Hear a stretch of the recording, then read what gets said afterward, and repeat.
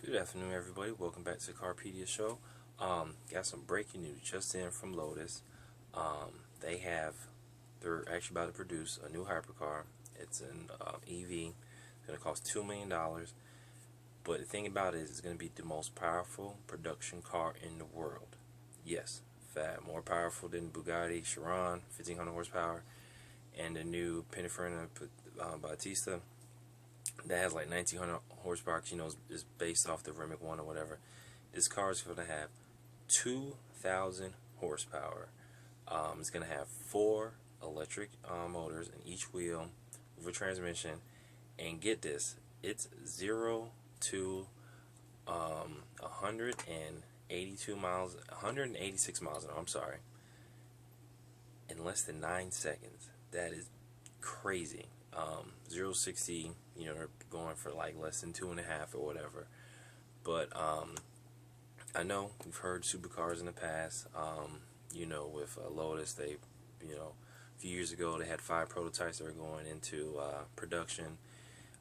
Didn't work out, but shortly afterwards, the Chinese automaker Geely, they took a majority stake and pumped more money into Lotus. And basically, this car is summoning a new era for Lotus, the electric era.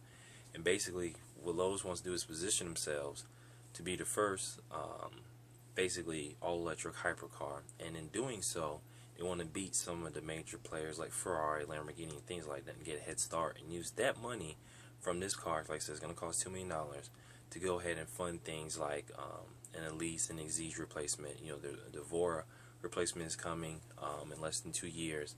But it's very interesting. A lot of things about it that is interesting about the car is the fact that its battery pack is removable. So later on in the future, when more advanced battery technology comes out and things of that nature, it will be able to be replaced. This is also their first all-carbon fiber car for carbon fiber chassis. Williams Advanced Engineering, Formula One Williams, they're the ones who are using they're making the battery pack.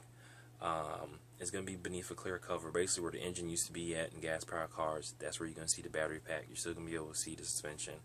But each motor will have 493 horsepower, and combined torque output is 1,254 pound-feet of torque. Again, available at 0 RPMs because this is a electric car.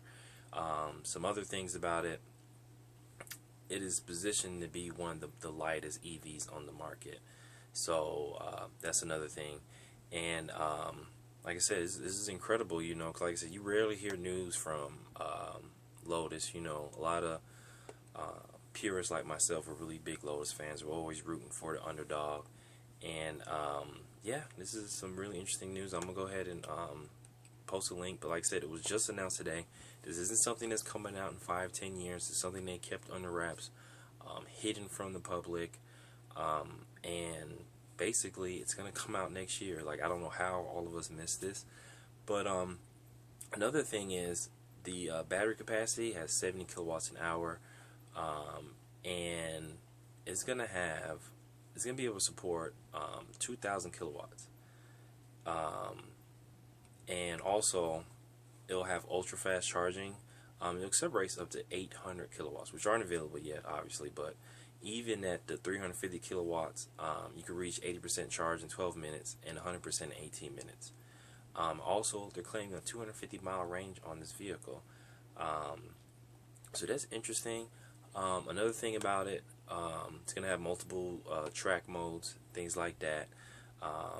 It has multiple heat exchangers, actually 4, and it's going to have a flat out mode. Basically, for 7 minutes, you could use all 1,254 pound-feet of torque, all 2,000 horsepower for 7 minutes flat out without the battery degrading, the electric motors overheating, or anything like that. And that is very, very interesting. So basically, they're just managing heat because obviously, they're going for the Nürburgring record. It also has a Formula One style drag reduction system, DRS, which is very interesting. I'm gonna go ahead and, like, you guys got to see this car. it looks incredible, very futuristic. The way they manage airflow, basically parts where there's supposed to be radiators is all open gaps that brings air throughout the car to help with aerodynamics and downforce. Has Venturi tunnels under the rear haunches. Also, to reduce drag, the vehicle also has camera-mounted mirrors that go in and out depending on what you need. And also, something very interesting about this, this car has electro-hydraulically steering system, and basically it's giving you the feel of a hydraulic system, which you typically get in a gas-powered car, but of course it's being powered by electricity. I know it's not as efficient as a pure electric system, but the thing about this is it's going to give you way more steering feel than what is typically associated with any other all-electric systems, or of course what a typical EV. A lot of people complain EVs have a almost video game arcade-like steering. So I really want you guys to look at this. It's very interesting. Like I said, this has come out of nowhere. I'm literally just going through the article right now as I'm talking to you guys. Yeah, it's very interesting. So this car isn't coming to the United States. I know it costs $2 million, but like I said, I really think it's a crash safety standard reason. If you look at the styling, you could kind of see probably why they won't meet crash safety standards in America. But because of this car, like I said, Lotus is asking for a $250,000 deposit for the vehicle. Deliveries will begin next year. But because of this car will basically fund the rest of Lotus road-going vehicles. So I really hope this car is successful. They're going to use a lot of this money from this car, the sales of this car, to go ahead and develop the Evora. It's one of my favorite cars. I know a lot of people will sleep on the car, underestimate the car drastically. I think it's one of the greatest cars being built right now that nobody cares about. So tell me what you guys think about this. This is a really interesting debut going on. Like I said, it just happened today. I was actually going to report news on something else, and literally as I was going ahead to film for that, this popped up, and I figured you guys would be way more interested in hearing about this. So tell me what you guys think about this. I'd like to hear in the comments below. Do you think this is vaporware? Do you think the same thing's going to happen like before, or Lotus it's not going to pull through? Or like I said, do you think it's going to come to fruition? Because like I said, Geely has billions of dollars, so it's not a funding issue no more. Lotus has always had great and talented engineers. They just never had the money to successfully implement their technologies. So now they have the money. They've always had engineers. I'm really excited about this vehicle. So tell me what you guys think about this. I'm going to go ahead and post the Car and Driver article below. I'd like to hear your comments about that.